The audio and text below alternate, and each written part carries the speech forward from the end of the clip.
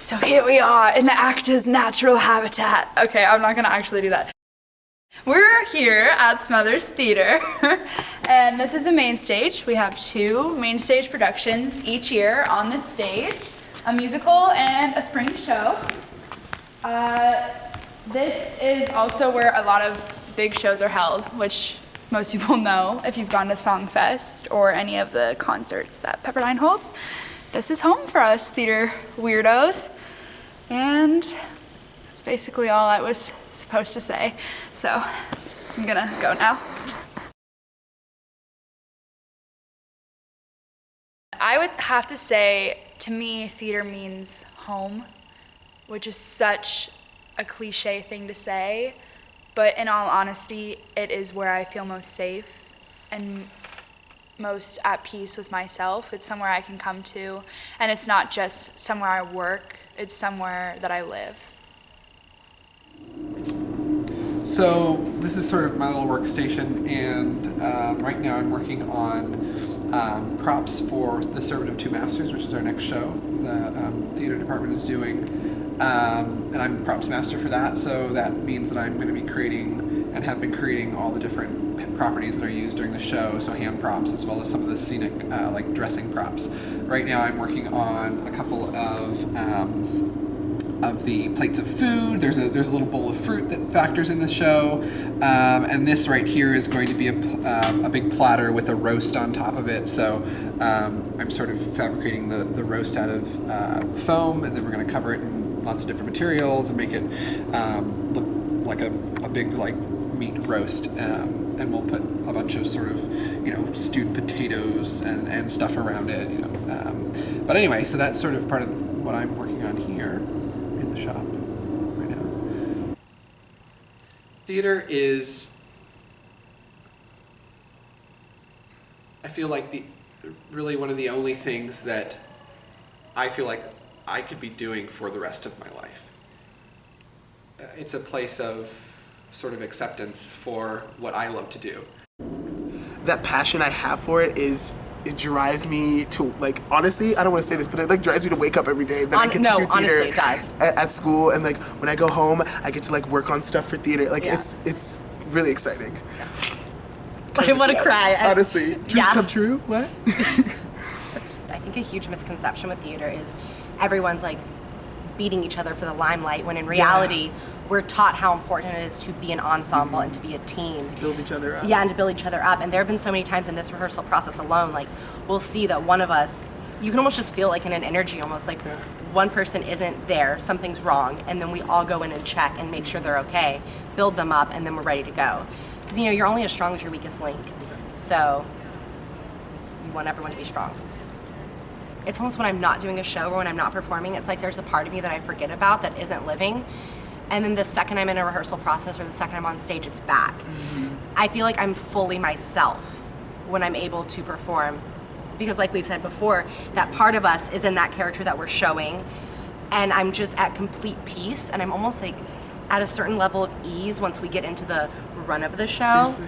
It's like the calmest, yet most exciting, yet most alive, and most like at peace with myself that I feel. It's honestly like a godliness. It's it like fills God me is with, there. like the spirit. It's just, I don't know what, I can't explain it because it feels, I don't think I've ever felt that. Yeah. I honestly can say that I've never felt that way. It's and true. I think it's just a testament to how much I know that this is the only thing I can do. For me, making the magic of theater, it all comes down to just to becoming a kid again. That's really all it was for me. I spent a lot of my childhood just being very imaginative and having a great imagination and creating for myself, and just, one day it would be pirates, another day it'd be cowboys and Indians. I mean, so I think that now, even though I am now 19 years old, it comes back to that same principle of being a kid again and going out on stage, and you're becoming somebody else, and you're telling their story. You're not playing pretend.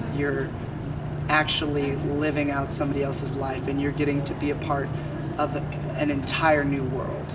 That's what I think the cool thing is, because a lot of people don't have that opportunity to step into somebody else's shoes and become them. I think that the people that I've met in theater have changed my life. Like, the communities you build are a family. Every single time that I've been in a hardship my whole life, I have always turned to my theater family for everything. Yeah. One thing I get a lot, or what I find sort of funny, is when you'll tell someone I'm a theater major, doing design, and it's fun. More often than not, I always will get, oh, theater, I did theater in middle school and high school. I'm like, and that's great. That's brilliant. I love that happened. And I get that people have different levels of appreciation for and drive for and passion for. But part of me wants to be like, yep, and I chose it as my career. I guess I'm just like, didn't move on. It happens very immediately. A lot of times when you're introducing yourself to somebody and they say, what's your major?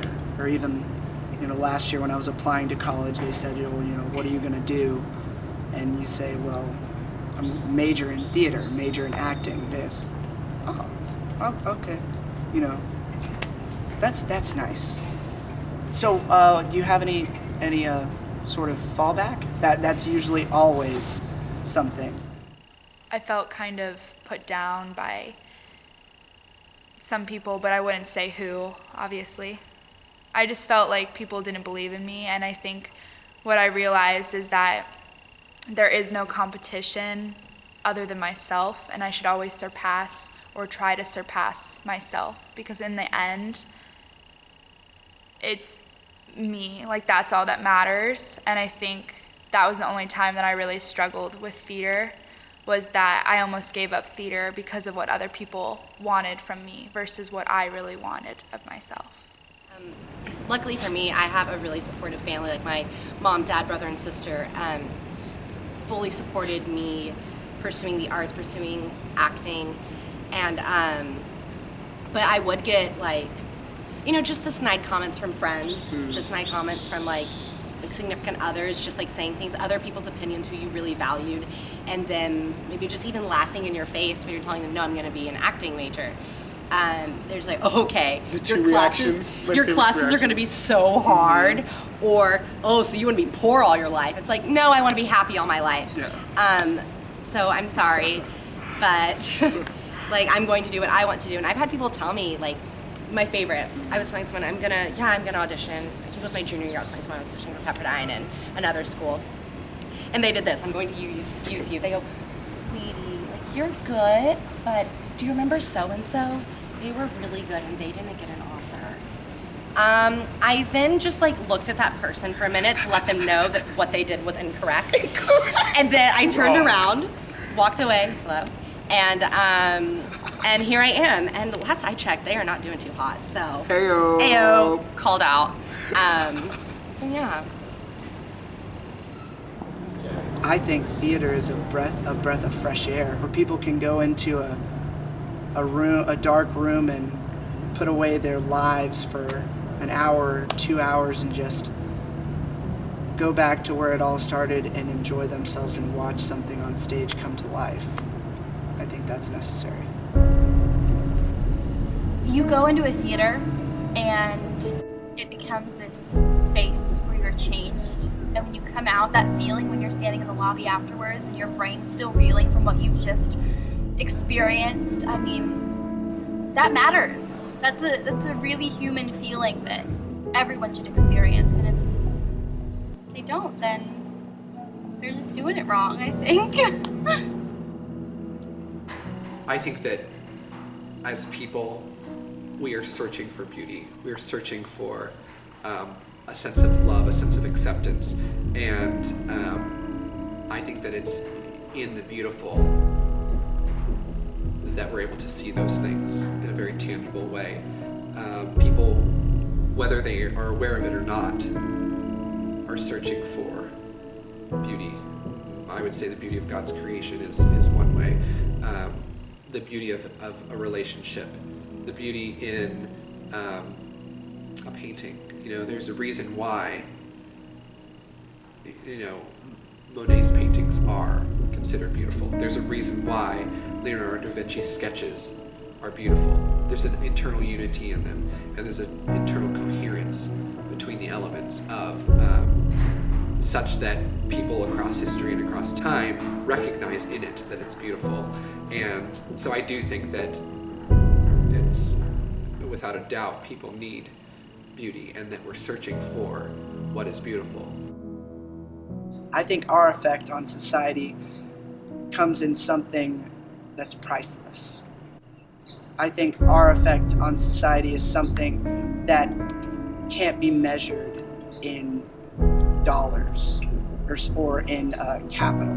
I really think we are, what we share is priceless, and the impact we have on people is the sky's the limit. You gotta put a price on that.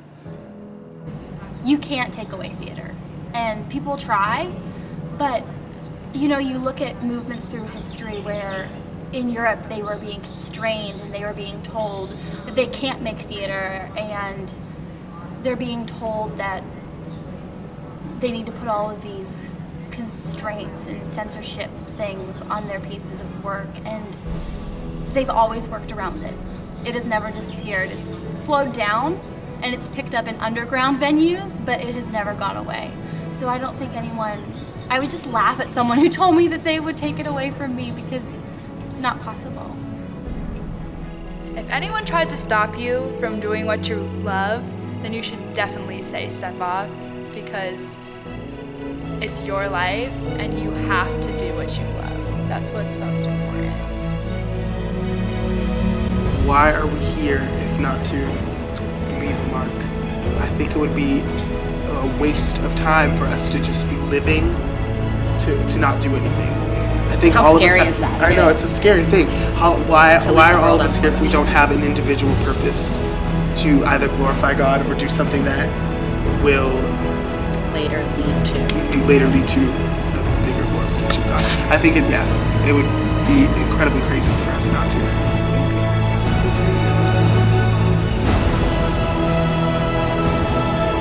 If someone were to tell me theater doesn't matter, I would say this to them. I would say, if theater doesn't matter, then the feeling that you get in a theater doesn't matter. When you're part of theater, you're part of something bigger, and because you're part of that, then you change society. But nobody stands alone.